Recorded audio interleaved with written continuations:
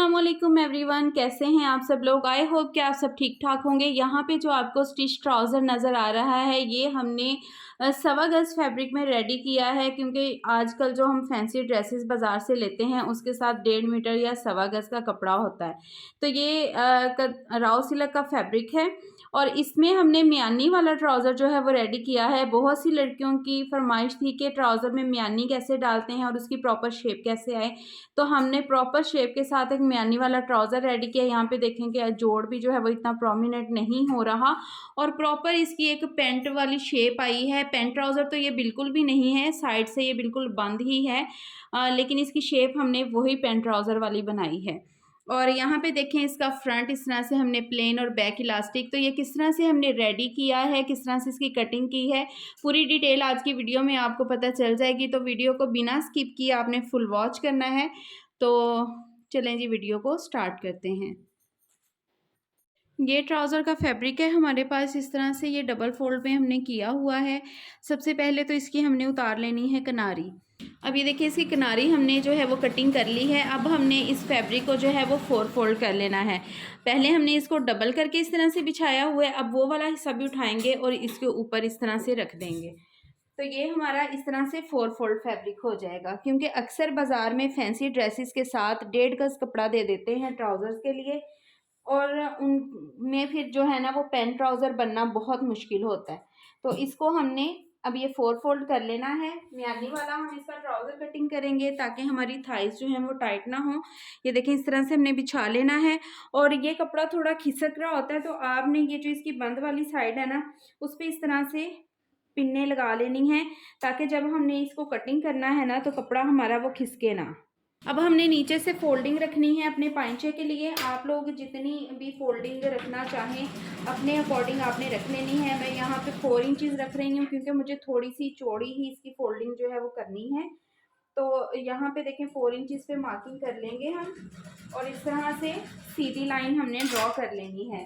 सबसे पहले हम सारे निशान जो है वो पाइंचे के ही लगा लेंगे। 6 इंच हमने रेडी रखना है पाइंचा, तो 6 इंचज़ पे एक मार्किंग करेंगे और आगे की तरफ हमने 1.5 इंच पे अपना मार्जिन के लिए मार्किंग कर लेनी है। ठीक है, ये 6 इंच पे निशान लगाया, नीचे हम लगाएंगे 6.5 पे, क्योंकि इसकी थोड़ी सी इस तरह से तिरछी कटिंग होती है। तो आपने इस चीज़ को माइंड में रखना है कि जितना आपका पाइंचा हो उससे आधा इंच आपने नीचे की तरफ निशान बढ़ा के लगाना है। अब पाइंचे की जहाँ से हमने मार्किंग की है इससे आगे हमने अपनी लेंथ के लिए मार्किंग करनी है। तो लेंथ है हमारी 36 इंच रेडी। तो यहाँ पे देखें 36 पे इस तरह से मैं निशान लगा लूंगी और यहाँ पे हमने 2 इंच ऊपर नेफे की फोल्डिंग के लिए मार्किंग कर लेनी है। अब इसी जगह पे निशान लगेगा जो हमने बैक अपनी बढ़ा के रखनी है 2 इंच, तो ये बैक के लिए इसी जगह पे निशान लगेगा। अब इस निशान को भी हमने तिरछा, ये देखें इस तरह से इस लाइन के साथ अभी मिला लेना है। ठीक है, अब इस पार्ट की हमने खुलाई रखनी है। यहाँ पे लगाएंगे हम 11.5 इंच पे, क्योंकि 11 हमें रेडी चाहिए, तो 11.5 पे हमने मार्किंग करनी है। नीचे की तरफ भी हमने 11 इंच पे ही मार्किंग करनी है। इसमें इस निशान को हमने सीधा कर लेना है।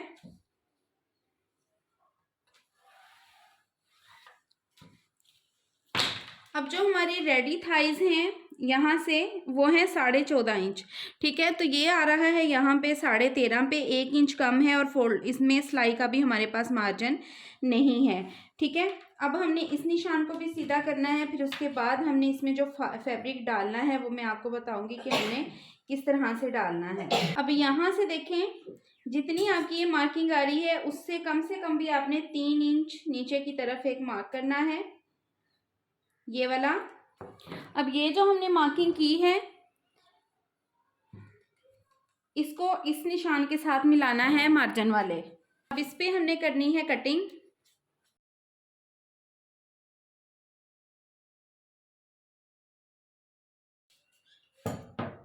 अब ये देखें ये जो फैब्रिक हमारा निकला है इसके ऊपर इस तरह से बढ़ा के रखेंगे।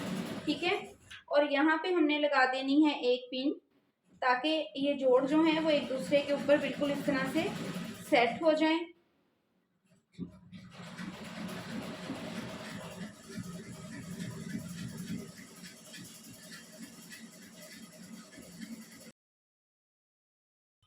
अब इस जगह पे हम देखेंगे कि हमने अपनी थाइस जो है वो कितनी रखनी है।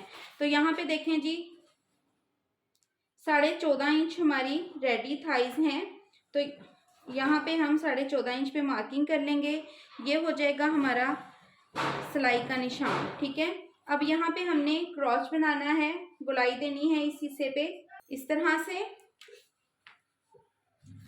अब इस स्केल को पकड़ेंगे तो पाइंचे का जो रेडी निशान है हमारा उस पे रखना है हमने। ये देखें,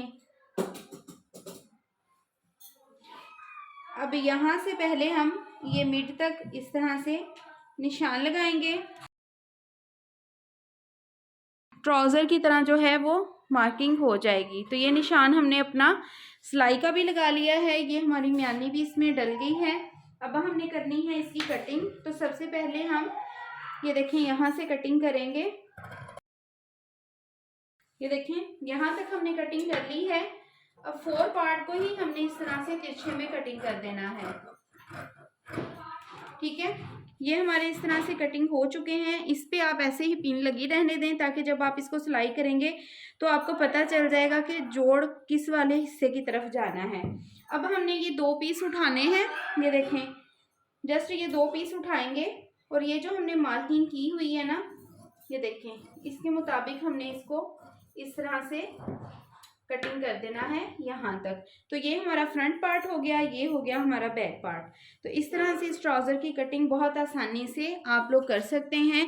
जो कम फैब्रिक में आपको ये ट्राउज़र बाज़ार से मिलते हैं और इसकी सिले हुए की भी मैं आपको फुल जो है वो अभी लुक दिखाती हूँ। यहाँ पे हल्के से आप नोचिस लगा लीजिए ताकि इसको फोल्डिंग का हमें पता चल सके कि यहाँ पे ये फोल्ड होना है। और जो मेरी बहनें कहती हैं यहाँ से आप बढ़ा के क्यों रखते हैं, तो ये देखें जब हमने इसको इसके ऊपर फोल्ड करना है ना, तो ये बढ़ा हुआ जो होता है ये इस तरह से बिल्कुल इसके ऊपर पूरा आएगा जब हम इसको फोल्ड करेंगे। तो ये देखें जी, सिलने के बाद इसके ट्राउज़र की शेप कुछ इस तरह से आ रही है। तो आप इस तरह से म्यानी वाला ट्राउज़र जो है वो बना सकते हैं। यहाँ पे किसी किस्म का भी देखें जोड़ कोई भी नहीं आया। ये बिल्कुल स्ट्रेट ट्राउज़र है, सिंपल एक पजामा जिसको बोलते हैं, लेकिन लुक इसकी सारी जो है वो पैंट ट्राउज़र वाली ही पहनने के बाद आती है। अब यहाँ से देखें जी, इसका हमने इस तरह से फ्रंट प्लेन और बैक इलास्टिक वाली बेल्ट इसकी बनाई है। और फ्रंट बैक भी कटिंग में जैसे छोटा बड़ा करना है मैंने आपको बता दिया है। तो आप इजीली जो है इस तरह का ट्राउज़र बना सकते हैं, कम फैब्रिक जो मिलता है। तो आपको बिल्कुल भी फिर परेशान होने की ज़रूरत नहीं है, ठीक है जी। आई होप कि वीडियो अच्छी लगी होगी। वीडियो अच्छी लगी हो तो कमेंट लाजमी किया करें। और अगर आपकी कोई रिक्वायरमेंट हो, कोई चीज़ आपको समझ में ना आ रही हो तो वो भी कमेंट बॉक्स में मुझे बताया करें, उस पर हम वीडियो बनाने की कोशिश करेंगे। मिलते हैं नेक्स्ट वीडियो में, तब तक अपना बहुत सारा ख्याल रखिएगा, दुआओं में याद रखिएगा। अल्लाह हाफिज़।